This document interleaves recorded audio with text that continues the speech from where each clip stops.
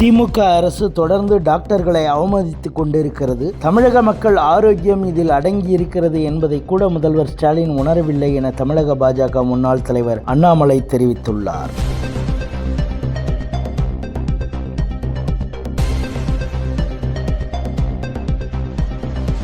திண்டுக்கல் மாவட்டம் அம்பாத்துறையில் காளியம்மன் கோவில் நிலத்தை கிறிஸ்தவர்கள் ஆக்கிரமிப்பிலிருந்து பாதுகாக்க தாக்கலான வழக்கில் ஆக்கிரமிப்புகள் இருக்கும் பட்சத்தில் அவற்றை அகற்ற மேற்கொண்ட நடவடிக்கை குறித்து அரசு தரப்பில் அறிக்கை தாக்கல் செய்ய வேண்டும் என உயர்நீதிமன்ற மதுரை கிளை உத்தரவிட்டுள்ளது.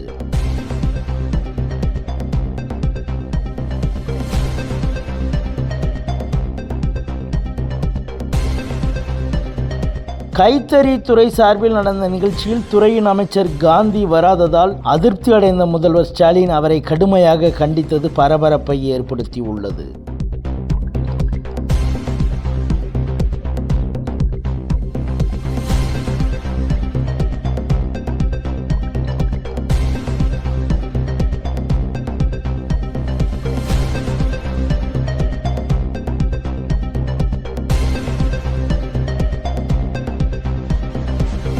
யாரோ எழுதி கொடுத்த பொய் வசனங்களை அதன் உண்மைத்தன்மையை ஆராயாமல் அப்படியே ஒப்பித்து வசமாக சிக்கிக் கொண்டீர்கள் என மக்கள் நீதி மய்யம் கட்சி தலைவர் கமலை தமிழக பாஜக கிண்டல் செய்துள்ளது.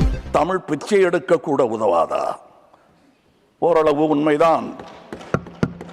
ஒரு தெற்கத்தி அறிவுரை தங்காய், தமக்கென உங்கள் நீதியை திரட்ட ஆங்கிலத்தில் இந்தியில் பிச்சை எடுக்கலாமே. தமிழ் பிச்சை எடுக்க உதவாது, திருடவும் உதவாது. தமிழன் பிச்சை எடுக்க மாட்டான், அதுவும் உங்கள் பிச்சையை ஏற்கவே மாட்டான். தங்கச்சி, ஓட்டையும் நாட்டையும் இந்த கமலஹாசன் விற்கவே மாட்டான். Sir, for just saying your protests are uncivil, they made the education minister to withdraw their statement, his statement. When a man repeatedly says Tamil is a barbaric language, Katumirandi Bhashai. Look at the hypocrisy. They keep his photo in every room. I'm sure even in the parliament office of that party, his photo is there. They garland him and they worship him and they say he is the icon of Dravidian movement. But he said Tamil is Katumirandi Bhashai. So, sir, I'm saying unbelievable that this person is worshipped, but our poor Dharmendra Pradhan just said don't do uncivil protest. He is being accused. And if their love for Tamil is so much, how can they worship somebody who said Tamil is a Katumirandi Bhasha?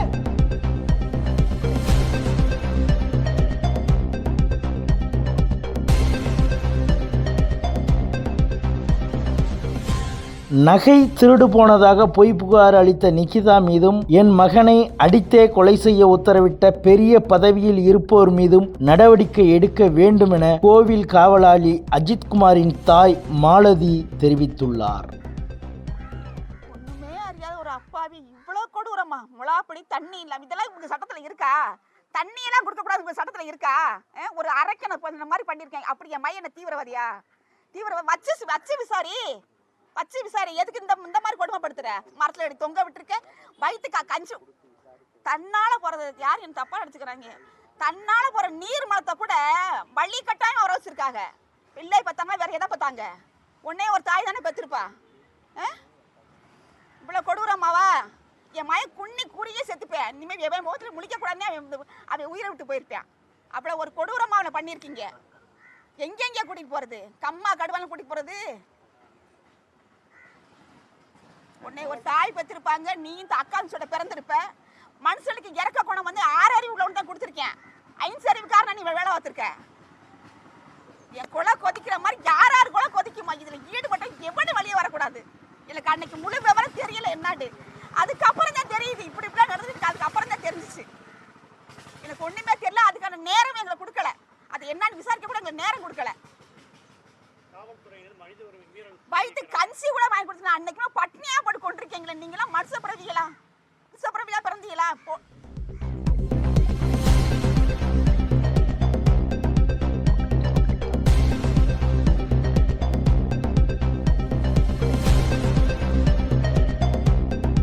லோக்சபாவில் பிரதமர் மோடியை எதிர்க்கட்சி எம்பிக்கள் தாக்கக்கூடும் என எனக்கு தகவல் கிடைத்தது. இதனால் அவரை அவைக்கு வர வேண்டாம் என நான் தான் அறிவுறுத்தினேன் என சபாநாயகர் ஓம் பிர்லா தெரிவித்தார். माननीय प्रधानमंत्री से आग्रह किया कि उन्होंने सदन में नहीं आना चाहिए और सदन के सभापति होने के नाते मेरी जिम्मेदारी बनती थी कि सदन की उच्च परंपराओं गरिमाओं को अक्षुण्ण बनाए रखें.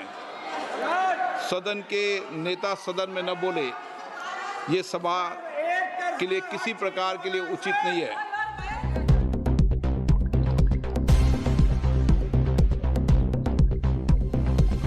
பிரதமர் மோடியை புகழ்ந்தால் காங்கிரஸ் தலைவர் தாரிக் அகமது கோபப்படுகிறார். ஜம்மு காஷ்மீருக்கு யார் நல்லது செய்தாலும் அவர்களை பாராட்ட தயங்கியதில்லை. அந்த வகையில் பிரதமர் நரேந்திர மோடி நன்மைகளை செய்வதால் புகழ்கிறேன் என ஜம்மு காஷ்மீர் சட்டசபையில் அம்மாநில முதல்வர் ஓமர் அப்துல்லா தெரிவித்துள்ளார்.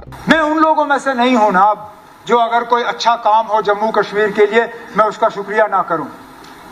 जहां जहां वजीर आजम का हमें साथ मिलता है, होम मिनिस्टर साहब का साथ मिलता है, फाइनेंस मिनिस्टर साहिबा का साथ मिलता है, मैं शुक्रिया करता हूं. इसके लिए बीच बीच में मेरे जो दोस्त हैं करा साहब वगैरह वो थोड़े नाराज हो जाते हैं क्योंकि उनको ठीक नहीं लगता कि प्राइम मिनिस्टर साहब का मैं शुक्रिया क्यों करूं या उनके बारे में अच्छे अल्फाज क्यों दोहराऊं. उस चीज़ का नतीजा फिर आज की तकरीर हो जाता है. लेकिन ठीक है ना, हम दोस्त हैं, आपस में थोड़ा बहुत ये तू मैं का सिलसिला जो है ये चलता रहता है. இந்திய வளர்ச்சியை பாராட்ட மனமின்றி எதிர்க்கட்சிகள் வெளிநடப்பு செய்துள்ளன. அனுபவம் இருந்தும் எதிர்க்கட்சிகள் தரம் தாழ்ந்து செயல்படுகின்றன என ராஜ்யசபாவில் பிரதமர் மோடி குற்றம் சாட்டினார்.